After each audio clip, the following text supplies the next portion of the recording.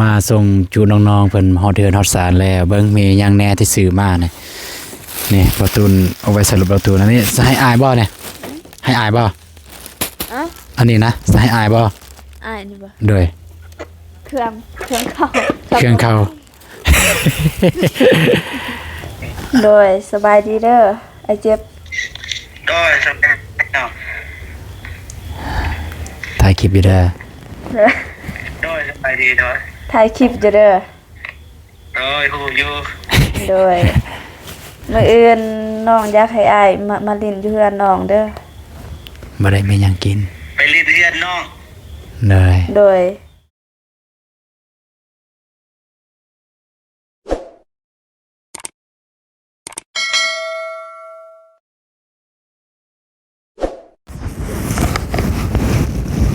อ้ายเรียบร้อยพี่น้อง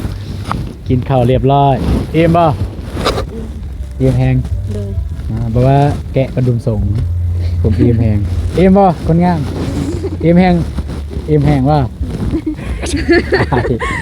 น้องเป็นอายไปน้องเลยเนาะโอ้ยเนาะพอดีว่าสิมาบ้านเลยพี่น้องแต่ว่าโดนละบ่ได้กินข้าว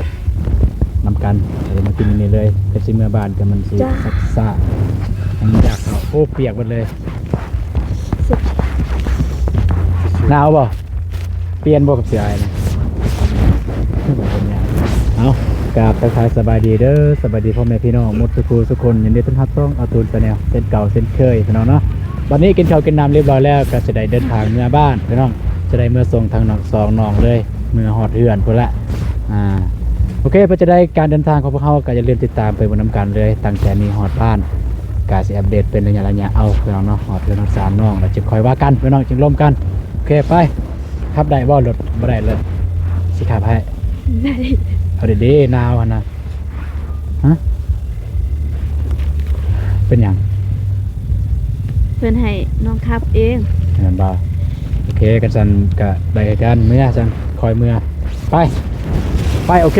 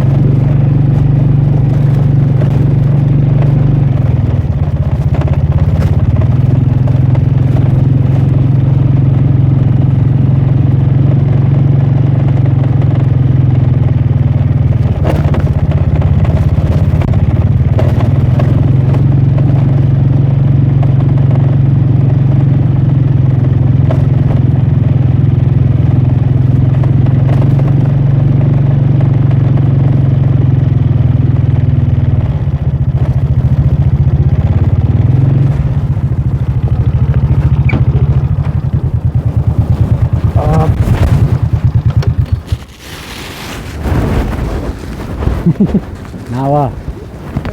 หนาวอ่ะ น้า เสร็จ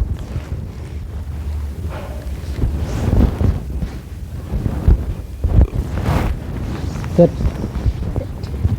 เป็นยัง เอ้ยมาส่งจูน้องๆเพิ่นฮอดเดือนฮอดศาลแล้วเบิ่งมีหยังแหน่ที่ซื้อมาเนี่ย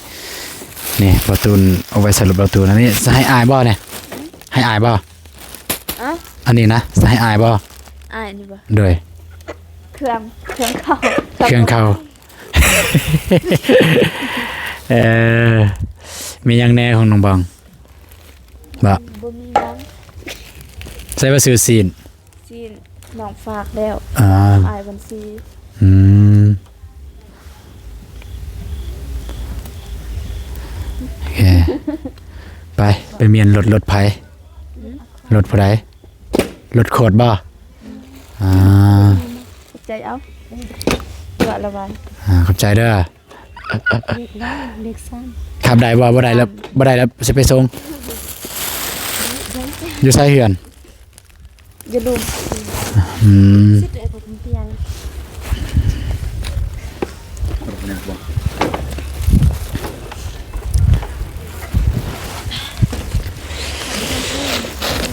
เด้อ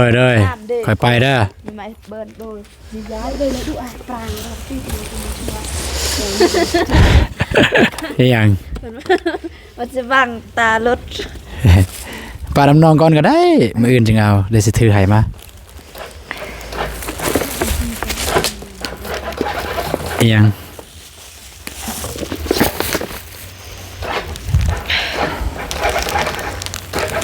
ไป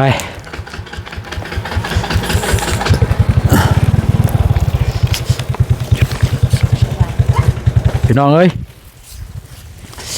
โอ้ยหนาวบ่ได้เบิ่ง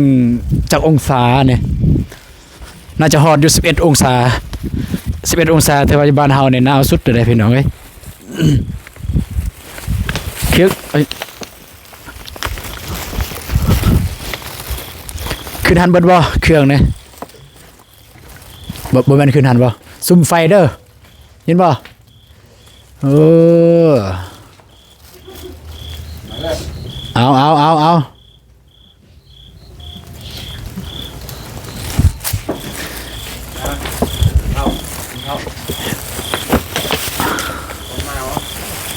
นี่ไม่แปลกผู้ใดเนาะ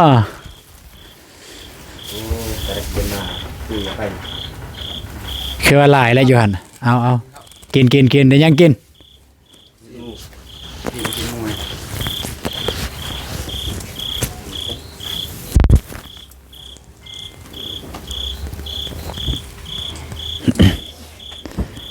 ได้ยังกิน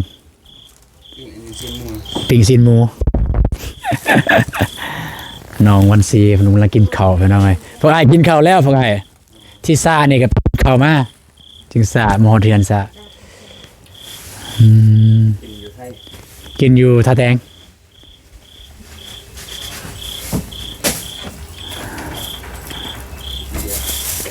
อ้าวดอกนี่ตายเลยป่ะ เปิดเลย มาเปิดเลย มาเปิดเลยไป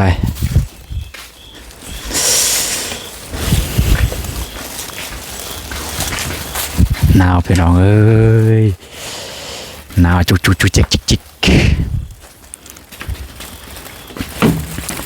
อ๊บ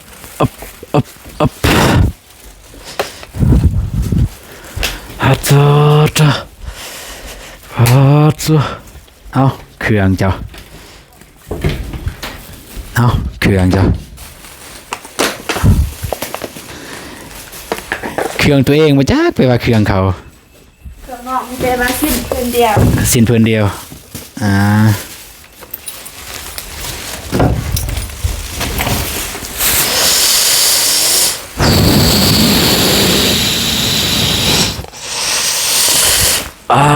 หนาวพี่น้องเลยเบิ่งจากองศา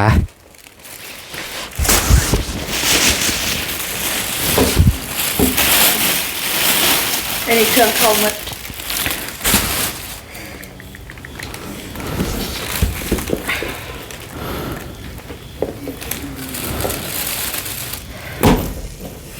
ม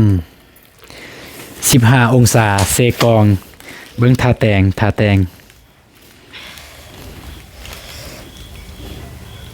บ่มีเนาะทาแตงเนาะอันนี้มันจับอยู่เซกองก็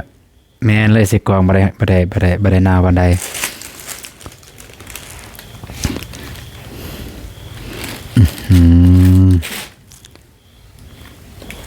เป็นยังไง ฮะค่าจับกล่อง ซื้อไหนบ่ บ่ของผู้ใหญ่เพิ่นฝากมาแนวจับกล่องแต่ว่ามีตัวนั้นก็เลยใส่ตัวนั้นตัวนี้ไฟขั้นตอนแบบว่าย่างไงย่างก็ใส่ตัวนี้มันนิ่งแต่ว่าตอนแบบได้ย่างใส่เอาตัวนั้นใส่so คือว่ามีเครื่องมีของจังซี่นี่กะเกียมหยังกะเกียมอีหยังมีเครื่องมีของแบบนี้นะไปตัดศอกตัดสิน บ่ฮู้ ฮะ ก็ใส่แบบ บ่ได้กะเกียมบ่แม่นบุญบ่ โดย คือว่าได้ยินว่ามื้ออื่นเฮ็ดบุญบ้านแม่นบ่ จะมาแปลงฮีท แปลงฮีดบ้านบ่หรือว่าแปลงฮีดเฮือน แปลงฮีท บ่ กินข้าวไหม อ๋อบุญกินข้าวไหมบุญกินบุญเอาเข้าเหล้าแม่นบ่บุญข้าวไหมว่าซั่นซะบุญแปลว่าหลังจากเก็บกู้เรียบร้อยแล้วพี่น้องเอ้ยหลังจากเก็บกู้เรียบร้อยแล้วบ่ว่าแต่ข้าวหรือกาแฟหมากแนงเรียบร้อยแล้วก็สิว่าง่ายๆเฮาสิเริ่มฉลองให้พลภูของเฮาว่าซั่นซะประมาณนั้นพี่น้องเอ้ยคืออยู่บ้านเบาตูนกับมีคือกันในช่วงนั้นช่วงที่เบาตูนเคยเว้าอยู่แต่เบาตูนบ่ได้อัปเดตได้หยังมื้ออื่นแล้วเนาะ เลย แล้วเฮือนน้องก็ได้เฮ็ดบุญอยู่บ่ ฮะ บ่มีข้าวแบบข้าวกะเฮ็ด นั่นแหละ ก็เฮ็ดรวมกัน นั่นแหละอยู่เฮือนน้องก็ได้เฮ็ดอยู่บ่ เฮ็ด ได้ส่วนภายในมาเฮือน ส่วนทีมงาน ทีมงานได้ส่วนแล้วบ่ ส่วนหมดแล้วนางแต่ว่าครอบครัวของอ้าย โทรหาบ่หรือว่าเสร็จเอา เสร็จเอา บ่ให้เสร็จต้องโทรหาเลยเบิ่งยังกับครัวไผก็ ครัวอ้าย กับครัวอายแน่ ไปบอกบ่ทันนั่น เบิ่งทีมงานในภายในเอาสิโทรให้นะให้น้องลมไผเอา อ้ายเจ็บแล้วก็อ้ายใส่โฟน โอเคเบาเจ็บแป๊บโทรหาเบาเจ็บก่อน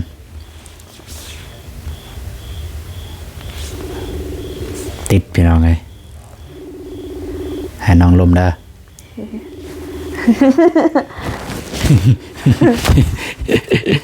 หนาวอีหลีพี่น้องเอ้ยจะ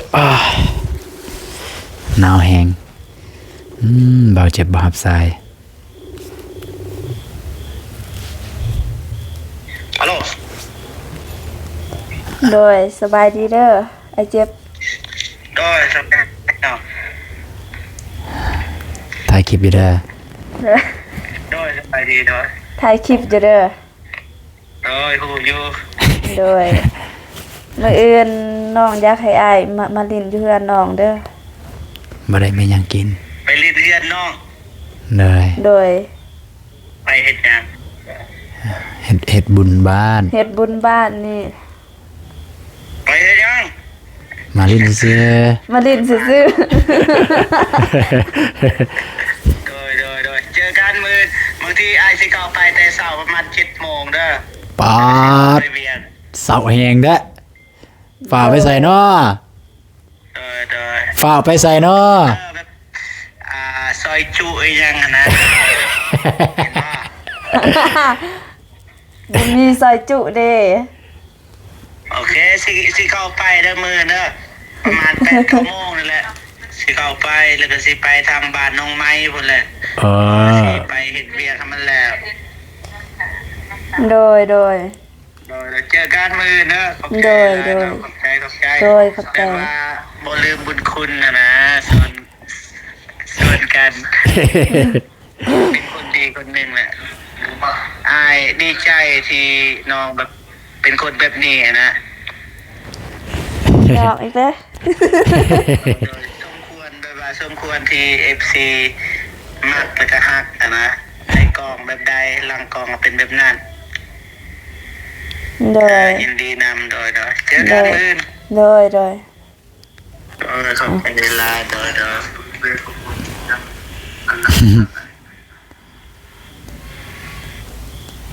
โอเคบัดนี้โทรหาบาโฟนอีก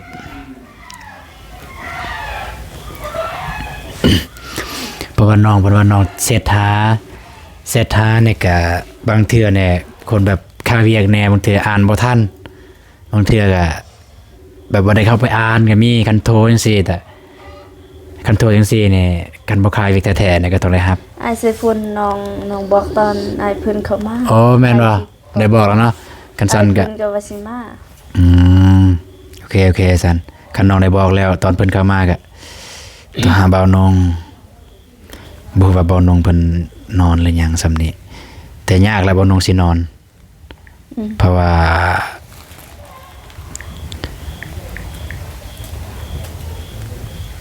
เพิ่นขาเอาลูกพี่น้องไงบ่าวนงแห่งแบบเอื้อน้อยบ่สบาย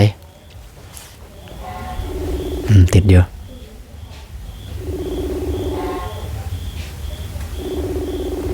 กันเพิ่นรับเนี่ยน้องรับก็ประมาณว่าฮัลโหลสวัสดีอ้ายนี่น้องเองเด้อ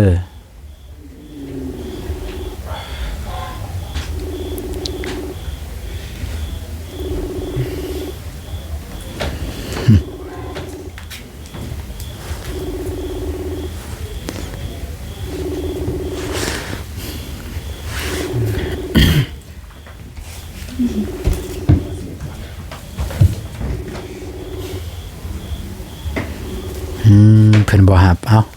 ส่งเสียงไว้ก็ได้ บ่นงจังหน่อยเพิ่นว่าบ่มีส่งเสียงไว้ก็ได้ส่งเสียงโดย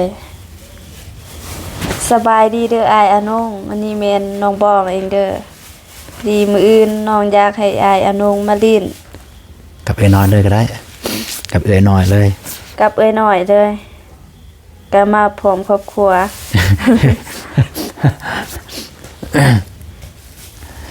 บ่โกได้เสร็จหาแล้วบ่เสร็จเนาะแต่ว่าก็ เสร็จเบิดทีมงานนะ เสร็จเบิดแล้วเนาะ เขาก็ตอบหมด เพิ่นตอบเบิดเนาะโอเคคันเพิ่นตอบแล้วก็โอเคยันว่าทีมงานบ่มีไผตอบยันว่าค่าเวียก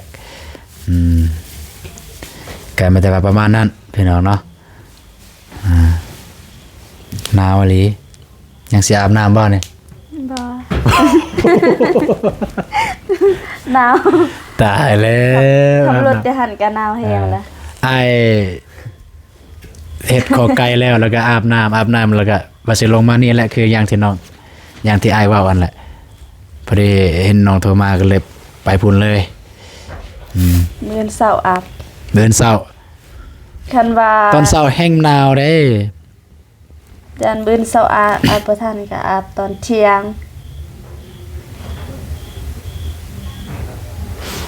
ตอนเที่ยง โดย เบาอิ่มเสร็จมานอนแล้วบ่อ้ายสิเป็นส่วนไปเล่นเฮือนแล้วนี่ เบาอิ่มแค่แน่ดอกเสื้อเนี่ยเสื้อประตูนเนี่ย มันอุ่นนลียอมรับมันเย็นแต่บ่ดีขับรถเมื่อกี้นะ ซื้ออยู่ไส ตักจึงกับเบาเจ็บในสีเทาของในสีดำถ้าแตงบ่มีขายเลยแต่จริงเนี่ยไอ้รอเสื้อแบบนี้ถ้าแตงเนี่ยเบิดทานและบ่เห็นเมืองตักจึงเนี่ยโอ้เต็มว่าเมืองตักจึงเป็นเมืองหนาวอุ่นเนี่ยลมเข้าบ่ได้คันแบบตอนบ่แม่นอากาศจังซี่เนี่ยนุ่งปุ๊บแล้วมันเหงื่อออกเลยขณะตอนอยู่ดักจึงเนี่ยนุ่งปุ๊บแล้วนั่งอยู่ในรถไอเตียงรู้สึกว่าฮ้อนแต่ว่าหลักไหลนี่หลักไหล หลักไหล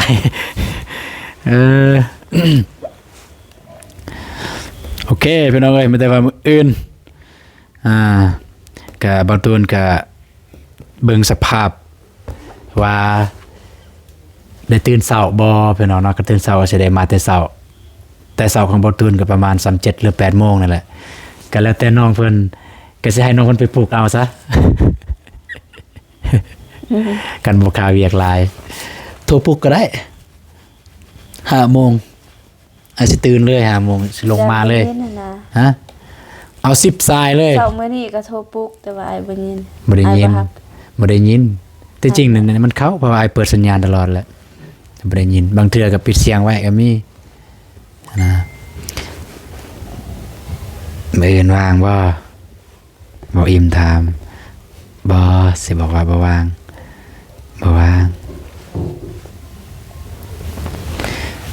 มื้ออื่นว่างบ่มาเล่นเฮือนน้องเด้อน้องทรายพี่น้องเอ้ยคนฮักแพงอยู่กับบ้านนี่แหละเพราะว่ามื้อบุญบานไปกับสวนมาแล้วตอนบุญบานเฮาบ่ได้สวน เด้อน้องคันได้มาคันได้ไปตัวพยัญคันได้ไปขอบใจล่วงหน้าเด้อ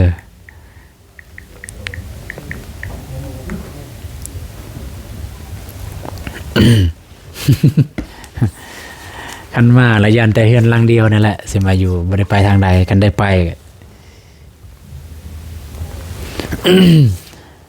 กับเบิ่งตัวจริงพี่น้องมื้ออื่นคันบ่มีหยังแบบว่าเสียงพอกเสียงเพลงบ่ตูนก็สิอัปเดตให้เบิ่งพี่น้องเอ้ยสิอัปเดตให้เบิ่งว่าบรรยากาศบุญบาทน้องบองเพิ่นเป็นแบบใด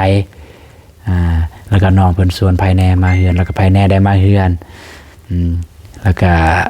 หลักๆสิได้มาซอยเวียกน้องเพิ่นถ้าเวียกน้องเพิ่นหลายมีภายในเฮ็ดเวียกอยู่เฮือนมื้ออื่น มีแต่ว่าน้องกับอ้าย 2 คน ได้ มันเต็มสมาซอยน้องเพิ่นพี่น้องเอ้ยสิพยายามตื่นเช้าพี่น้องสิพยายามตื่นเช้าแล้วก็สิได้มาแต่เช้าสิได้มาซอยเวียกน้องเพิ่นเพราะว่าตอนบุญบานบ่ตูนก็น้องเพิ่นไปซอยเบิดมื้อเลย น้องบอกไปซอยนี่ฮอดบุญบานน้องเพิ่นก็บ่ตูนก็ต้องได้มาซอยบางเทื่อว่ามาซอยเวียกแต่ว่าอาจจะบ่ได้อัปเดตบางเทื่อบ่มีไปจับกองอีหยังอะนะแต่คันได้อัปเดตก็เป็นการดีก็ติดตามเบิ่งนำกันพี่น้องเอ้ยโอเคก็สิว่าลายยายห่างพี่น้องเอ้ยจักนาทีละสิว่าลายยายห่างพี่น้องน้องเพิ่นก็อยากพักอยากผ่อนมืดมื้อและเมื่อท่าแต่งบ่ได้หลับบ่ได้นอนนี่ก็ดึกและดึกเติบ 9 โมงพี่น้องดึกเติบแล้วน้องอยากอาบน้ำอาบในพักผ่อนก็ไม่แต่ว่าบ่ตูนก็สิได้เดินทางกลับก่อน เลย จะได้กลับก่อนเด้อ อันนี้เสร็จว่าสิเสร็จหาแต่เว้นเพิ่นละแต่ว่าค่าเวียกปั้นผูดสวยเขา มาแต่เช้าเด้อ มาแต่เช้าเด้อเพิ่นว่าโอเคเอาสิตอบเพิ่นก่อนน้องสายโดยขอบใจหลายๆเด้อเดี๋ยวมื้ออื่นอ้ายก็สิพยายามไปแต่เช้าเด้อคันบ่เห็นอ้ายไปหาน้องอยู่เฮือนก็บางเทื่ออ้ายอยู่เฮือนน้องบองแต่น้องมาเบิ่งอ้ายอยู่เฮือนน้องบองก็ได้เด้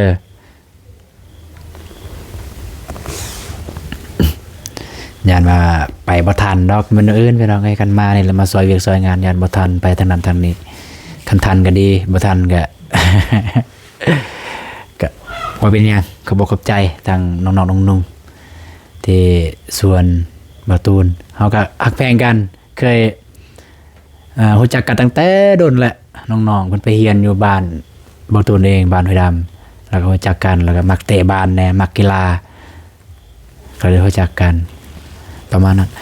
สิกลับกันเด้อ โดย บ่ได้อยู่นำได้มื้อนี้เลย โดยขอบใจหลายๆเด้อที่มาส่ง เอานบไหม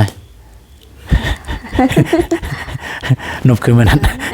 FC ว่าคัก ใจ คัก หลายๆเด้อ นี่นะนบใส่นี่นะ เอาแบบขอบใจหลายๆเด้อ มา ฮะ มา ยอกไปเป็นยังมันนมก็ได้ มันโพดโพโอเคได้กลับได้บัดนี้ได้ โดย โอเคเอาพี่น้องเนาะกับบตัวเองก็จะได้ขอตัวกลับก่อนพี่น้องมันดึกมันเดินแล้วก็จะได้ไปหาหลับหานอนมันหนาวพี่น้องเลยหนาวอะลีหนาวแห้งสมมุติมื้อนี้หนาวเกือบว่าสิอาบน้ำบ่ได้แล้วพี่น้องแต่ว่าก็จำใจต้องได้อาบ ไม่แต่ว่าจะได้เดินทางเมื่อก่อนพี่น้องแล้วก็ไม่แต่ว่าเจอกันมื้ออื่น กันบ่ตุนได้อัปเดตอีหยังกันมื้ออื่นก็รอท่าเบิ่งนํกันพี่น้องเอ้ยโอเคสำหรับคลิปนี้บ่ตุนก็